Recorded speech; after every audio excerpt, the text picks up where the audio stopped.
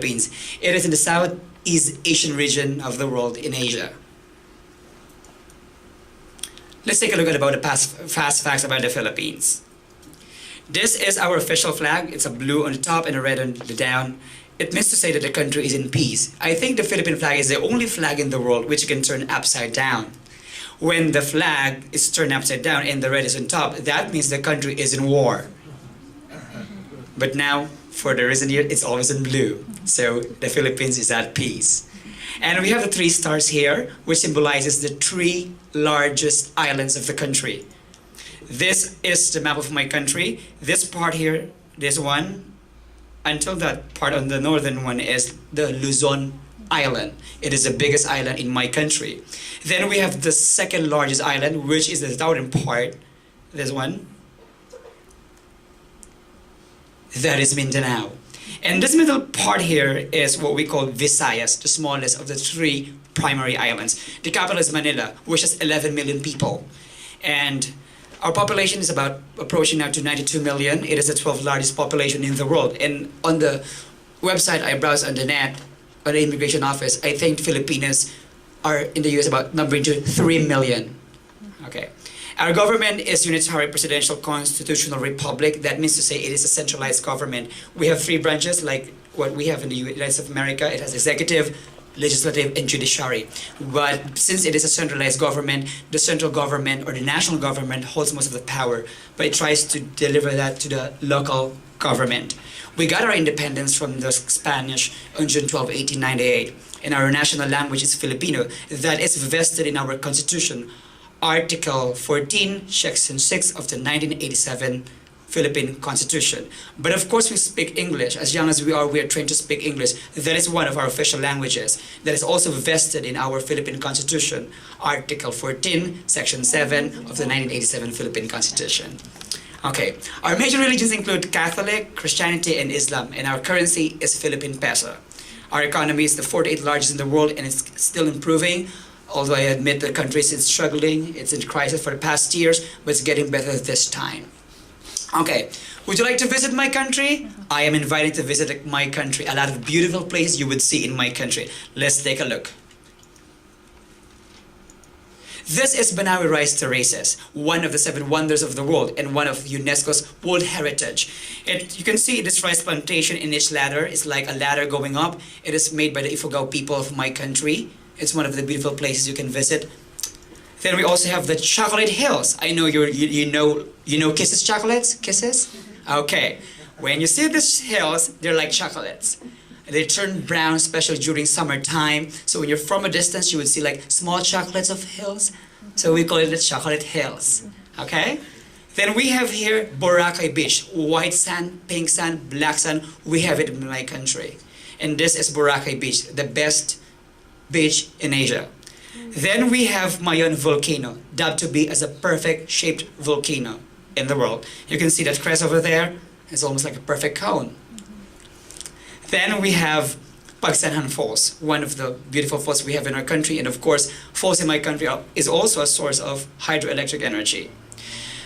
But mind you, the Philippines is more than this. It is more than a beautiful country. It is a caring country. A country which cares for its elders, for young people, for women, for people with disabilities, and for the rest of the community. We care for our elders. We love our old people. This is a medical mission for the elders, which provides free dental medical checkup to our old people. It also gives free medicines to our people. And this is one of the typical scene you would see in the Philippines when a government agency hand in hand works with a non-government or private agency. So we care for our older people.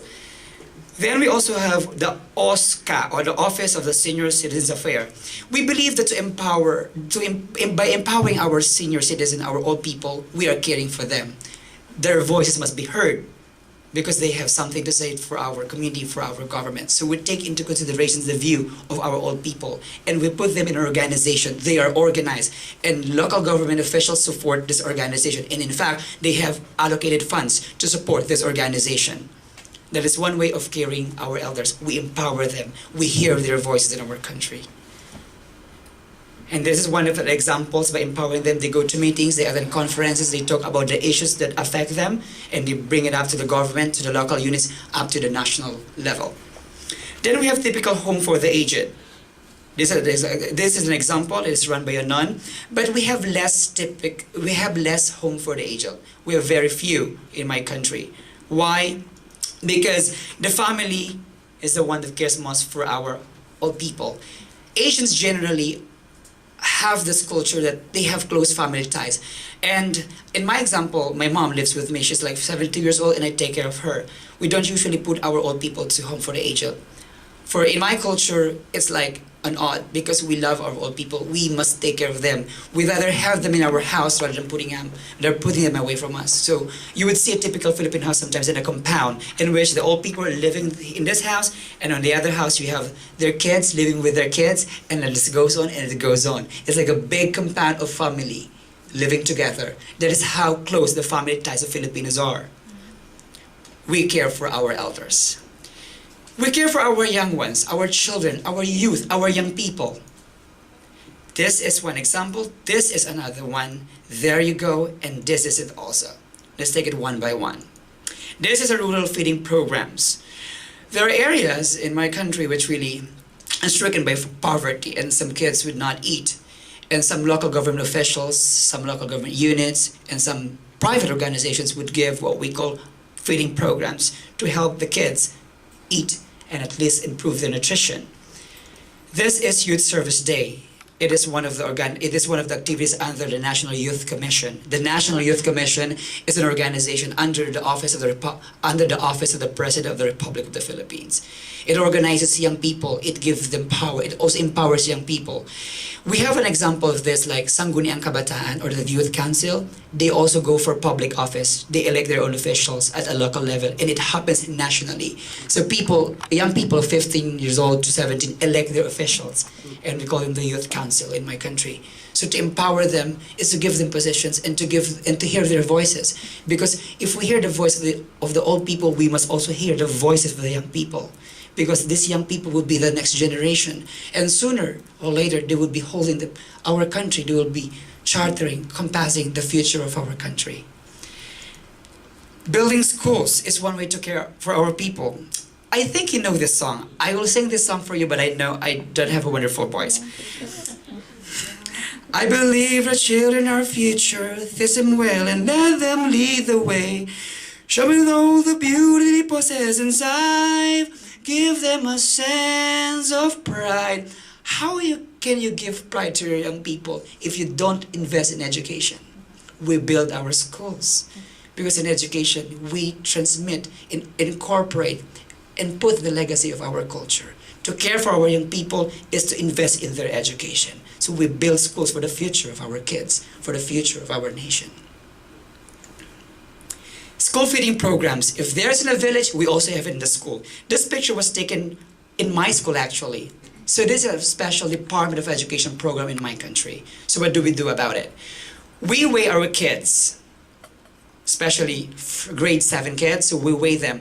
And if we find out that this kid is underweight, we'll write them on the list. And we provide them feeding programs for the whole year. So we take the weight at the beginning of the school year and take the weight at the end of the school year and compare if there was a change on the weight of the kid. Because a certain kid has to meet a particular weight so that he would be classified as a student who has like a normal weight. So if the kid is underweight, that means to say that kid is malnourished.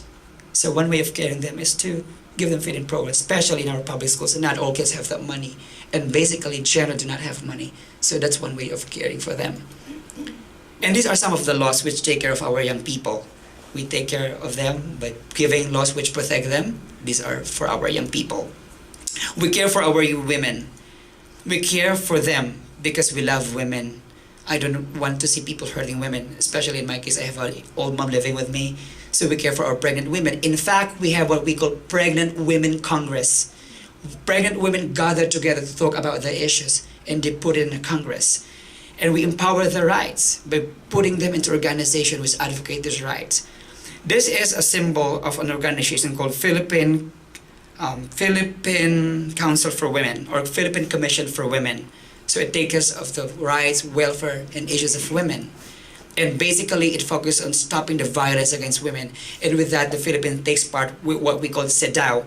It stands for Convention on the Elimination of All Forms of Discrimination Against Women, which was adopted by my country in 1979 from the United Nations General Assembly. We care for our persons with disabilities, so we partner with private organizations which take care of these people and make aware of people about taking care and treating them equally. This is an example of a soda tab. This soda tab, we collect them. We like have 10 pieces, 10,000 pieces. For example, 10 pieces, 10,000 pieces would make one wheelchair. So we melt them and they go to a manufacturing company and make a wheelchair out of these soda tops. And we give them to our person with disabilities. And we provide pre-dental and medical checkup for them. We love our person with disabilities. We treat them fairly. We care for our community during disaster. We provide reliefs. We build schools. We care for our environment. And of course, we also build houses for our community. Community does not only mean people, but also environment, but also school, but also everything about your surroundings that we care for. We have organizations that will help them, the GMA Foundation, the ABSL Foundation, and the DSWD, the leading government agency. This is about caring for others in my country. For that short time, I hope I was able to enlighten you about caring for others. And to finally recapture what I have shared to you, I would end by this video clip. Oh, wait. It's gone. Let's see. Wait.